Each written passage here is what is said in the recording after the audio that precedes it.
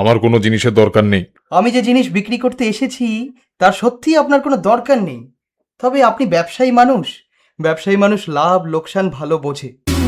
গল্প কবিতা এবং যেখানে গল্প শুনে মন। ওই কৃপণ লোকের গল্প কি তোমরা শুনেছ?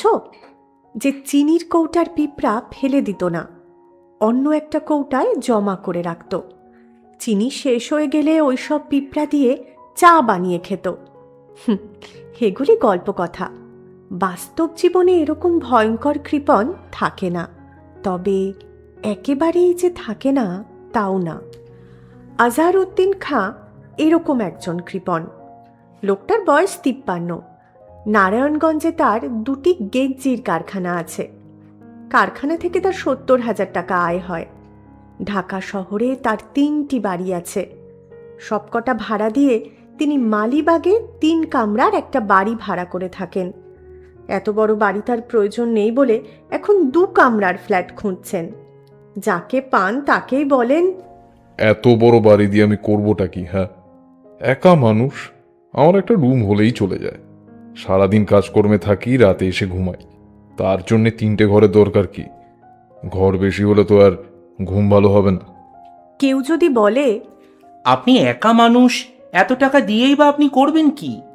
তখন তিনি এমন দৃষ্টিতে তাকান যে মনে হয় এরকম অদ্ভুত কথা তিনি তার জীবনে শোনেননি, প্রথম শুনলেন। এক বর্ষাকালের কথা।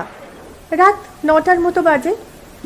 নারায়ণগঞ্জ থেকে তিনি সবে ফিরেছেন। ফেরার পথে একটা ডিম এবং 2টো কলা নিয়ে এসেছেন। তা রাতের খাবার, ডিম সেদ্ধ এবং কলা। টিনের কৌটোয় টোস্ট বিস্কিট আছে, একটা টোস্ট বিস্কিট। তিনি মনে করেন জীবন রক্ষার জন্য যতটুকু খাওয়া প্রয়োজন তার বেশি খাওয়া অপরাধের মতো। তিনি কেরোসিনের চুলায় ডিম সেদ্ধ করার জন্য বসিয়ে বাথরুমে হাত মুখ ধুতে গিয়েছেন। তখন কলিং বেলের শব্দ হলো।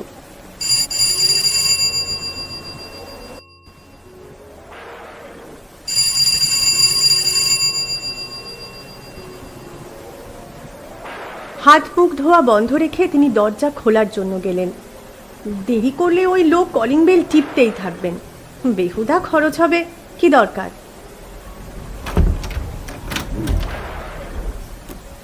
দরজা খুলতেই দেখেন চাদর গায়ে 22-23 বছরের একজন যুবক ছেলে দাঁড়িয়ে আছে।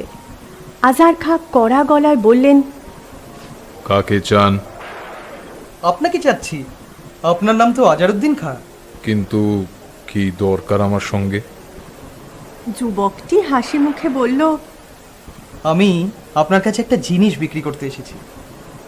আজহারউদ্দিন খাঁ বিরক্ত গলায় বললেন, আমার কোনো জিনিসের দরকার নেই।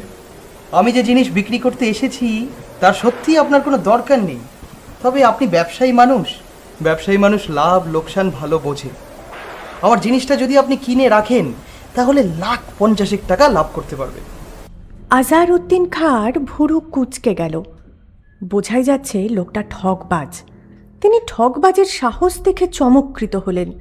তার মতো ঘাঘু লোককে ঠক খাওয়াতে এসেছে। সে জানে না তিনি তাকে 7 ঘাটের পানি খাইয়ে ছেড়ে দিতে পারেন। কি বিক্রি করতে চান? আমার কাছে একটা হীরা আছে, পায়রার ডিমের চেয়ে খানিকটা বড়। এটাই বিক্রি করব। আজহার সাহেব মনে মনে হাসলেন। ঠকবাজদের ঘোল খাইয়ে দেওয়াতেও আনন্দ আছে। তিনি এই আনন্দের লোভ সামলাতে পারলেন না। গম্ভীর গলায় বললেন, আমার কাছে পায়রার ডিমের মতো সাইজের হীরা বিক্রি করতে এসেছেন? জি স্যার।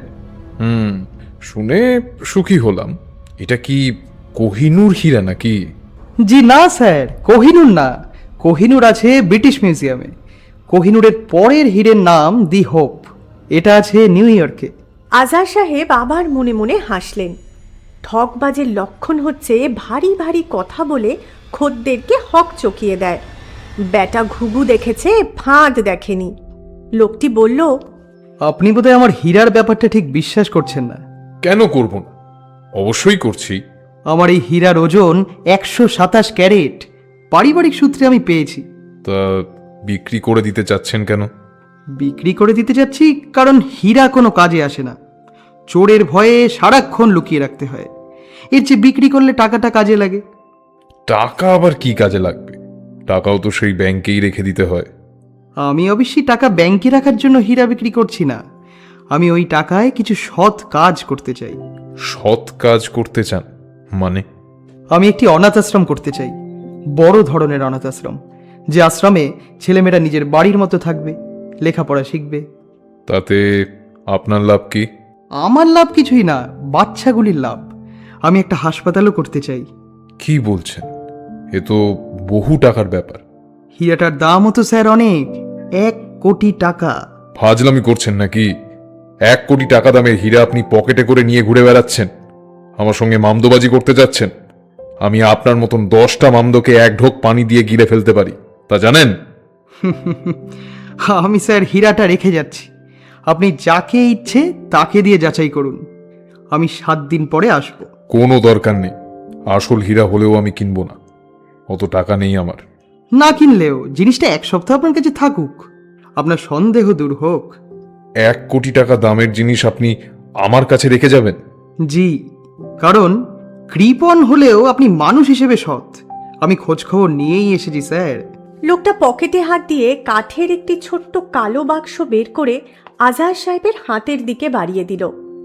আজহার সাহেব হাতে নিলেন। বাক্স খুলে জিনিসটা একবার দেখতে তো কোনো ক্ষতি নেই, দেখাই যাক। স্যার, আমি তাহলে যাই? যাবেন মানে? আপনার হীরা নিয়ে যান। আমি আসব 1 সপ্তাহ পরে। লোকটি আজহার সাহেবকে আর কিছু বলার সুযোগ দিল না। লম্বা লম্বা পা ফেলে অতি দ্রুত রাস্তায় নেমে পড়ল। আরে আরে, এই এই! বলে আজহার সাহেব পিছু পিছু গিয়েও লোকটির নাগাল পেলেন না। তিনি বাক্স খুললেন। পায়রা ডিমের মতোই ঝকঝকে একটা কি যেন দেখাচ্ছে, খাঁজ কাটা কাঁচের টুকরা বলাই বাহুল্য। জার্মান ক্রিস্টাল হবে, তবে জিনিসটা বানিয়েছে সুন্দর। তিনি টুকরাটা হাতে নিলেন। যদি হীরা হয় তাহলে এটা দিয়ে কাঁচ কাটা যাবে। ঘরের আয়নায় একটা আঁচড় দিয়ে দেখবেন নাকি, কোনো মানে হয় না যদিও। তিনি আয়নায় একটা আঁচড় দিলেন, আয়নার নিমেষে 2 টুকরা হয়ে গেল। এ কি কাণ্ড! সত্যি কি হীরা? তা কি করে হয়? এত বড় একটা হীরা অচেনা অজানা একজন মানুষ তার হাতে দিয়ে উধাও হয়ে যাবেন? মানুষ এমন বোকা এখনো হয়নি। নিশ্চয়ই কোথাও কোনো চালাকি আছে। চালাকিটা কি? জিনিসটা বেশ ভারী, আলো পড়লে জ্বলন্ত অঙ্গারের মতো ঝিকমিকিয়ে ওঠে। আসল হীরা কেমন হয় তিনি জানেন না, তিনি হীরা আগে কখনো দেখেননি। হীরা কি অন্ধকারেও জ্বলে? জ্বলার তো কথা, এত দামি একটা জিনিস। তিনি ঘরের বাতি নিভিয়ে দরজা জানলা বন্ধ করে দিলেন। না তো, হীরা থেকে আলো বেরোচ্ছে না। একটা বাতি জ্বালাতেই হাতের জিনিসটা ঝকমক করে উঠল। সারা রাত তার ঘুম হলো না, বিছানায় এপাশ ওপাশ করলেন। আজহার সাহেবের একজন ম্যানেজার হচ্ছেন মঈনুদ্দিন, লেখাপড়া জানা ছেলে, ফিজিক্সে এমএসসি। কোথাও চাকরি না পেয়ে আজহার সাহেবের গেঞ্জির কারখানায় ঢুকেছে। ভালো ছেলে, সৎ এবং কর্মঠ। আজহার সাহেব পরদিন তাকে ডেকে পাঠালেন। কেমন আছো মঈনুদ্দিন? জি স্যার, ভালো। আচ্ছা, তুমি হীরে দেখেছো কোনোদিন? জি না স্যার। হীরা চেনার উপায় কি বলতো? হিরে দিয়ে কাচের উপর দাগ কাটা যায় স্যার, খুব শক্ত তো, এজন্যই। আরে এটা তো সবাই জানে, তুমি এছাড়া আর কি জানো? স্যার, হীরের একটা বিশেষ স্পেসিফিক গ্র্যাভিটি আছে, ঠিক কত মনে পড়ছে না, বই দেখে বলতে পারি। বই দেখে বলার দরকার নেই, আর কিছু জানো কিনা বল। আচ্ছা শোনো, হীরা কি অন্ধকারে জ্বলে? জি না স্যার, কোনো মণিমুক্তই অন্ধকারে জ্বলে না, আলো পড়লেই তবে ঝলমল করে ওঠে। কিন্তু এত সব জিজ্ঞেস করছেন কেন স্যার? ইচ্ছে হচ্ছে তাই জিজ্ঞেস করছি, এতে তোমার কোনো অসুবিধা আছে? জি না স্যার। আজহার সাহেব খুবই বিমর্ষ হয়ে গেলেন। জিনিসটা কি কিছুই বোঝা যাচ্ছে না, কারোর কাছে নিয়ে যেতে ভরসাও হচ্ছে না। বাংলাদেশ হচ্ছে ঠকবাজদের জায়গা, কাউকে বিশ্বাস করা যায় না। 1 সপ্তাহ হতে চলল।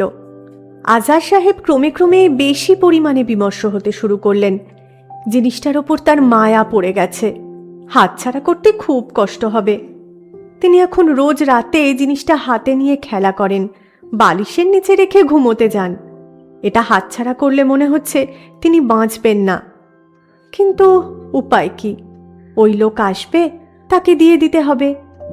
লোক আসলো না। 2 সপ্তাহ পার হলো, 3 সপ্তাহ গেল, 1 মাস গেল, কারোর কোনো খোঁজ নেই। 2 মাস পার হওয়ার পর আজহার সাহেবের মতো কৃপণ মানুষও পত্রিকায় টাকা খরচ করে বিজ্ঞাপন দিলেন।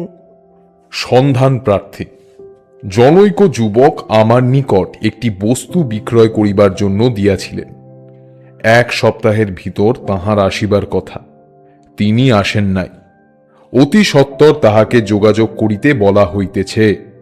বিজ্ঞাপন বের হওয়ার পরেও 2 মাস কেটে গেল, কারোর কোনো পাত্তা নেই। আজহার সাহেব ঠিক করলেন জিনিসটা হীরা হোক বা কাঁচি হোক তিনি রেখে দেবেন, দাম যা চাচ্ছে তাই দেবেন। উপায় কি? 1 বছর কেটে গেল। আজহার সাহেবের মনে হলো লোকটা বোধহয় শেষ পর্যন্ত আসবে না। তিনি অন্যের একটা জিনিস রেখে দিতে পারেন না। কাজেই ঠিক করলেন হীরা বিক্রির টাকায় ওই লোক যা করতে চাচ্ছিল তিনি তাই করবেন। অনাথ আশ্রম, হাসপাতাল, যদিও এসব করার কোনো মানে হয় না, তিনি তার ম্যানেজারকে ডেকে পাঠালেন। কেমন আছো মইনুদ্দিন? জি স্যার, ভালো। একটা বিশেষ কাজে তোমাকে ডাকলাম। স্যার বলুন। একটা অনাথ আশ্রম করতে চাই। কি কি কি বললেন স্যার? আরে অনাথ আশ্রম বেশ বড়, অনেক ছেলেপুলে যেখানে থাকবে, পড়াশোনা করবে। মঈনুদ্দিন এসে আজহার সাহেবের পা ছুঁয়ে সালাম করে ফেলল। আজহার সাহেব বিরক্ত হয়ে বললেন, এই এসব কি? আপনাকে খুব খারাপ মানুষ ভাবতাম স্যার। আপনার ভেতরে যে এই জিনিস আছে তা আমি স্বপ্নেও ভাবিনি। আমি আপনার কাছে ক্ষমা ভিক্ষা করছি স্যার। আপনি একজন মহাপুরুষ। আজে বাজে কথা বলা বন্ধ করো তো। জি আচ্ছা স্যার, কাজ শুরু করো। আজ থেকে শুরু করবো স্যার। কি যে ভালো লাগছে আপনাকে বুঝিয়ে বলতে পারবো না। মঈনুদ্দিন চোখ মুছতে লাগলো। আজহার সাহেব মহা বিরক্ত হয়ে বললেন, কাঁদছো কেন? এখানে কান্নার কি হলো? আনন্দে কাঁদছি স্যার। আমি আমার জীবনে এত আনন্দ কোনোদিনও পাইনি। অনাথ আশ্রম তৈরি হলো। আজহার সাহেব আবার মঈনুদ্দিনকে ডেকে পাঠালেন। কেমন আছো মইনুদ্দিন? জি জি স্যার, ভালো। একটা হাসপাতাল তৈরি করব বলে মনস্থ করেছি। মঈনুদ্দিনের চোখে আবার পানি এসে গেল। সে আবার পা ছুঁয়ে সালাম করতে এগিয়ে এলো। আজহার সাহেব মহা বিরক্ত হলেন। কাঁদছো কেন মইনুদ্দিন? বড় আনন্দ হচ্ছে স্যার, আনন্দে কাঁদছি। এসব ফাজলামি আমার একেবারে পছন্দ না। হাসপাতাল তৈরি হলো গ্রামের দিকে। বহু টাকা চলে গেল। আজহার সাহেব প্রাণপণে ব্যয় কমানোর চেষ্টা করতে লাগলেন। আগে 2 বেলা খেতেন, এখন 1 বেলা খান। ভাড়া বাড়ি থেকে তিনি উঠে গেছেন 2 কামরার ফ্ল্যাট বাড়িতে। তবে তার ব্যবসা ভালো চলছে। হাসপাতাল তৈরির পর তার কেমন যেন নেশা ধরে গেল। তিনি স্কুল বানালেন, রাস্তাঘাট বানালেন, দাতব্য চিকিৎসালয় করলেন।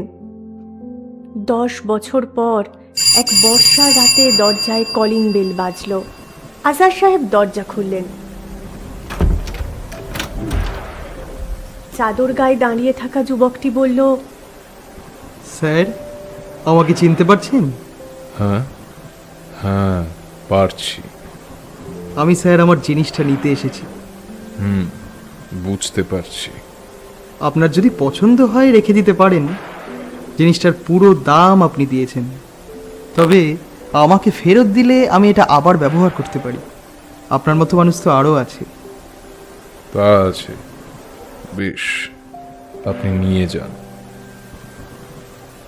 আজহার সাহেব কালো বাক্সটা ফেরত দিয়ে বললেন,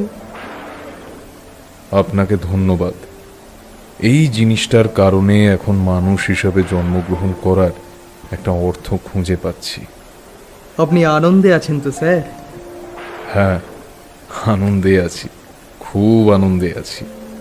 তবে আমার আরও টাকার দরকার, প্রচুর টাকা। ওই নিয়ে দুশ্চিন্তা। মাথার মধ্যে বিরাট একটা প্রজেক্ট আছে, মেয়েদের জন্য কিছু করা। এই সমাজে মেয়েরা। যাই স্যার, ভালো থাকুন। তবে আপনার এই প্রজেক্টটা হবে। লোকটি অন্ধকারে মিশে গেল। আজহার সাহেব তার প্রজেক্ট নিয়ে চিন্তা করতে বসলেন। গল্পটি কেমন লাগলো তা কমেন্টে জানার অপেক্ষা অবশ্যই রইল। আমাদের সকলের তরফ থেকে আপনাদের অসংখ্য ধন্যবাদ। আবার দেখা হবে আর একটি গল্প নিয়ে আগামী সপ্তাহে। ভালো থাকবেন।